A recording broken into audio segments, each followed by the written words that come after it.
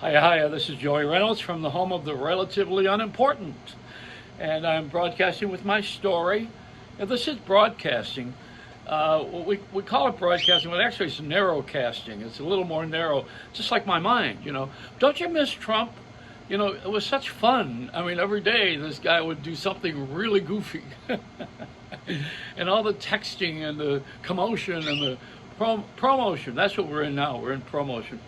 I don't know how. I wonder if he watched the Academy Award last night. He probably was cringing, watching all of the various things that we're going through with this liberal thinking that we have. Because conservative means that we're going to follow all the ways that we always followed everything. They always say that if you do the same things the same way, you'll get the same results. And I think that's great. That to be able to say that. Let me clear my throat for a moment. Let me clear my mind. I think the Academy Awards is a wipe. you know, First of all, nobody wants to talk. See, no one wants to say what they're really feeling and thinking. And you can't communicate without the truth. And we need to have good manners, be polite, and not be anger-based, and also give everybody the opportunity to talk and listen. We have to listen very well. This is a good talk show when you do that. Unfortunately, we're not practicing that on television right now. We're practicing the interruption, we're practicing the ideology, the left side, right side, the inside, the outside, upside, the downside. I think at this point someone ought to say that Oscars was just stupid.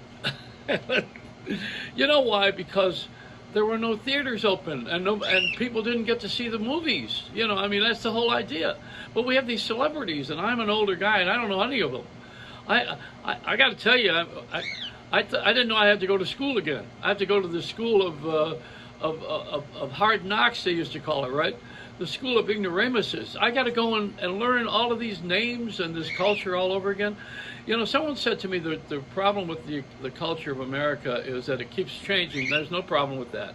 But every time someone is born into it, they have to learn everything about the history of it from the past.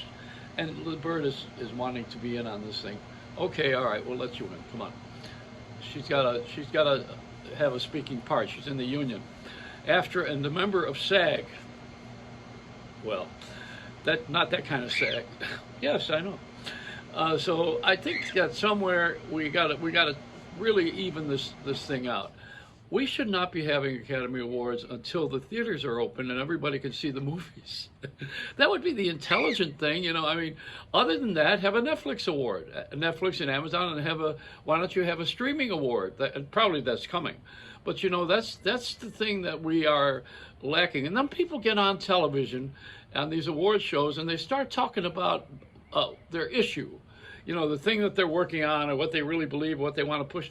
This is not a National Assembly of the Congress and the Senate and everybody. It's not a bitch box. It's a celebration. You're supposed to just get up there. But the films that won the awards are all about anger and restoration and equality and everything you could possibly think of that you want to throw people in there, something in their faces so that we have to really think. The Academy Awards was a celebration of watching these stars that you could never get near. You couldn't touch them; they were untouchable, and you would see them in a different light. You would see them casual because they were not acting, and that was the thrill of it. The thrill of it was to get up close to someone and to also cheer them on, because just like Tom Brady in the football, you want to cheer him on. If you're a fan of football, you want to see somebody win, and then you cheer the guy on. But Tom Brady almost did the same thing with throwing the trophy across the water. We're unbelievable. This is so. I don't. There's not a word except inappropriate. But not because I learned it this way. It's because I'm wondering, where the hell are you going with this? That's my question.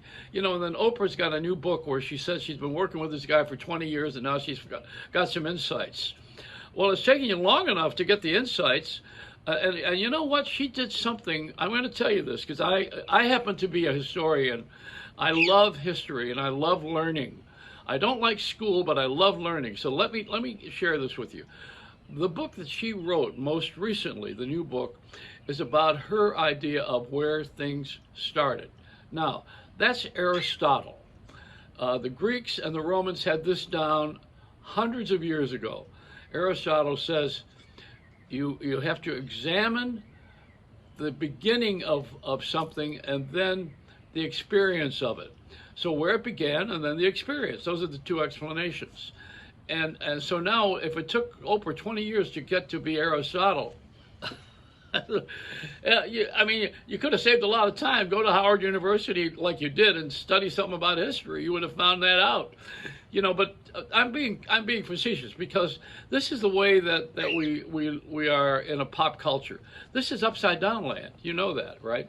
I mean, the John Batiste was he's a wonderful guy, but he was so surprised to win an Oscar for his jazz animated film.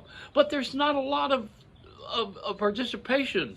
The people in the industry aren't working. They even cut out the medical plan and AFTRA and SAG. You know that, right? We don't have what we used to have because there's no work.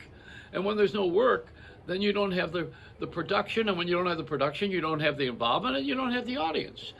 60 Minutes yesterday did a story with Nathan Lane, who did a monologue to a select audience in a theater where people were interspersed because there weren't more than 20 of them. And this is the guy that fills the Broadway theaters all the time. He's a wonderful comic and actor, of course.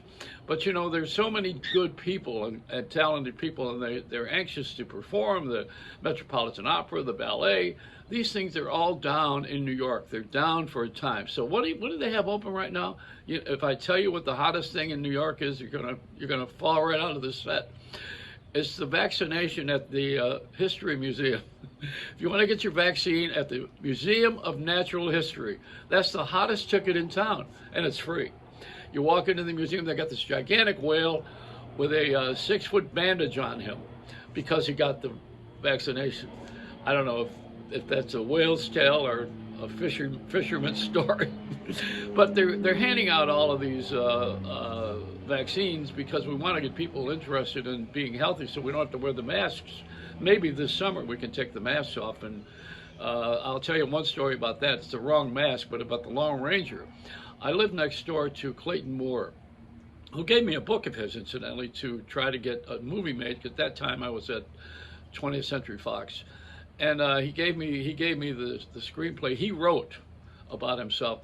Now, he was the Lone Ranger on television for years, and Clayton Moore. I lived in Calabasas, California. We had lived right down the street from him. It was not a fashionable place at the time. It was a dirt road on Park Granada where I lived.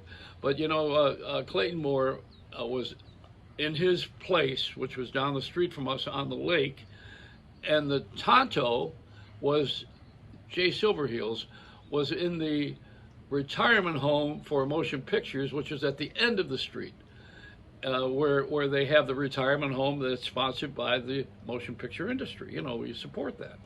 Now, I have the screenplay from Clayton Moore, and he was sadly taken away from being able to wear his mask, the Lone Ranger mask, because the Rather Corporation, which owned the Queen Mary and the Spruce Goose, they put that in Long Beach, California as an attraction, and they decided to make a new Lone Ranger movie with a young Lone Ranger, because they didn't want to have this old Clayton Moore, although the mask does hide a bunch of wrinkles, but he had the mask up here, and they said, no.